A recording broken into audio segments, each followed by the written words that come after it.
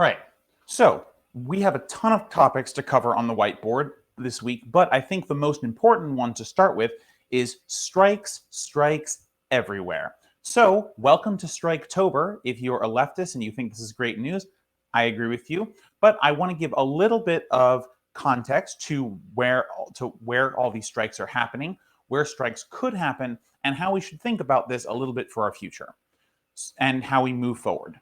So, as you're probably aware, John Deere, about 10,000 workers from there, have authorized a strike if they don't get what they want by the 18th.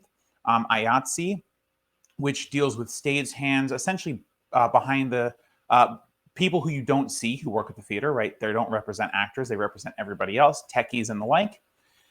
And that is, I believe, 60 odd thousand members have authorized a strike if they don't get what they want.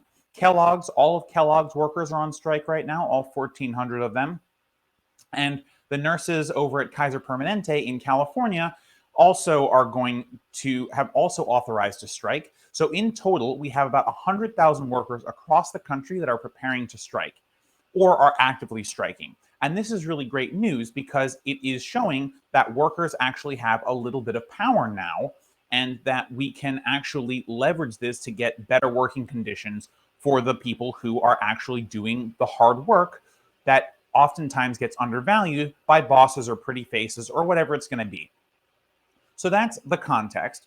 What I want to talk a little bit about now is the last time we had kind of major widespread strikes and kind of what happened with that. So you might remember the Red for Ed movement. It was a few years ago. It was essentially in red states, there were a bunch of educators who essentially decided that they were sick and tired of having their paychecks be miserable and having politicians ignore their needs. So they went on strike. I believe Alabama was the first state, but it spread from state to state. And it was primarily red states, oftentimes locations where education budgets are routinely slashed, where teacher pay is not particularly high, and where there are other issues where teachers felt like their students or themselves were not feeling safe or valued. So, and it was a great movement and it led to lots of gains for teachers. However, once the teachers got what they wanted, and this isn't to blame them, by the way, I'm not blaming in any way, shape, or form. This is usually how a strike works, right? You get what you want and then you demobilize.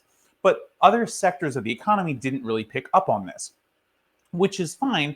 But the energy, the momentum behind that movement kind of fizzled out, and labor didn't have a strong hand in kind of perpetuating a strong worker movement from those spontaneous protests.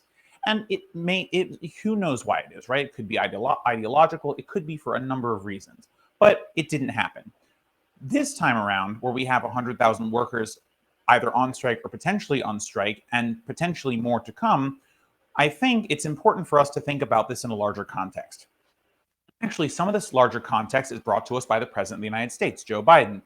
He, in a press conference earlier this week, announced that ports in California would be operating 24 hours a day to relieve a supply shortage that the United States is facing. So I don't want to repeat this too much because you probably have heard this from Jacobin channel, but if you haven't, essentially the way that retail and other types of in-stock stores have been dealing with stock in general for the last decade or so is essentially to say we buy something so that it appears on the shelves just when we need it. It's called just-in-time logistics. And essentially what this means is that the supply chain is actually incredibly fragile. So at any given moment, you could essentially have a slowdown or a stop or something that would cause the entire supply chain to break down.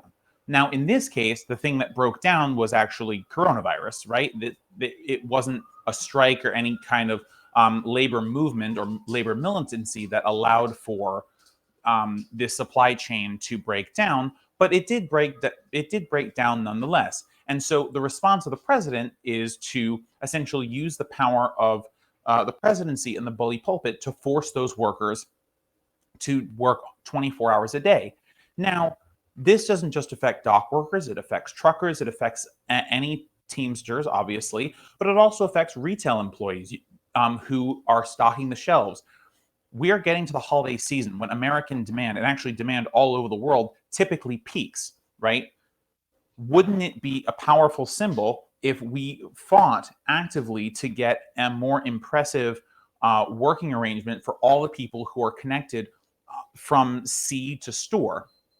And essentially, what this would allow us to do, if we were able to take advantage of this movement, by the way, not the movement, not the lack of movement of goods and services, but also the movement of huge numbers of people striking across the country, including in California, we could use this momentum to really slow down the economy and make it so that the owner class, the capitalist class, who are trying to make up for losses that they occurred during COVID, suffer more losses until they treat workers correctly. Because the truth is, even a lot of these workers still don't have good conditions. And even if they're not unionized, there can be local levels of organizing just within workplaces so that individuals can get better pay. So, especially with the dock workers, where we have an actual slowdown, if you're told to work 24 hours a day or told to work shifts that, you know, are going to be hard for you and don't give you the rights that you should have as a worker, right? The time between shifts and things like that. That is a great opportunity for you to push back, especially because there's so much pressure on these industries right now, and say, no, actually, not only do I not want to do this, none of my coworkers want to do this, and we're going to fight this by not working, by actively not working. And this level of disobedience is going to be really useful when it comes time to the huge amount of demand that's going to be created on the other side. It will create pressure on the bosses, in the docks especially, and on the White House to support the workers in getting better wages. Now, of course, we know that politicians oftentimes have the aspirations and hopes of their donors before their workers and before workers in general. So it's entirely possible that the president then sides with the bosses. But that's not really the point here. The point here is to see things through the lens of, we have momentum right now with work stoppages and proposed work stoppages and workers realizing what their power is. We can expand that. We can build on the current crisis to create a situation that's more equitable. So I just spoke about the dock workers, obviously, but truckers could refuse to load, and dock workers could refuse to load things. Truckers could refuse to drive things. Retailers could refuse to work in general, but also you could have night shifts come together and ban and stop working to stock things. Right? The system is incredibly fragile, and we're actually seeing that, especially right now, with with China, the quote unquote factory of the world, as one Al Jazeera reporter put it, slowing down. We actually have an incredible opportunity here to take some time as a political entity, the left, and to encourage more workers who are working in these precarious situations to stop working, to create pressure such that no matter what happens, the bottleneck is going to keep growing and growing and growing until eventually the companies are either forced to take drastic measures, and we never hope for that, and we always advocate against violence, or to just pay their workers what they deserve.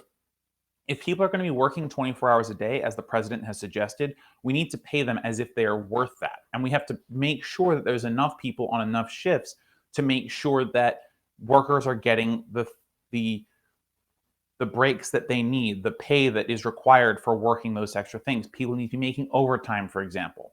So because there's pressure being put on individuals, there needs to be pressure put back on the employer. We cannot allow the momentum that we have generated by COVID to dissipate like it did for the Red for Ed protests and union militancy and strikes a couple years ago. We have a real opportunity to fundamentally reshape large portions of the economy, not like overthrowing capitalism or whatever, but we can at least get decent wages for the people who have to work these really hard jobs, who are essentially being told, because of things that you could not control, because of situations that you couldn't have predicted, you have to work in harder, more difficult, more pressurized situations. And that's not healthy for everyone. So if you do work in those sectors, please think about banding together with your fellow workers, making sure that you feel that you are compensated appropriately for the work that you do.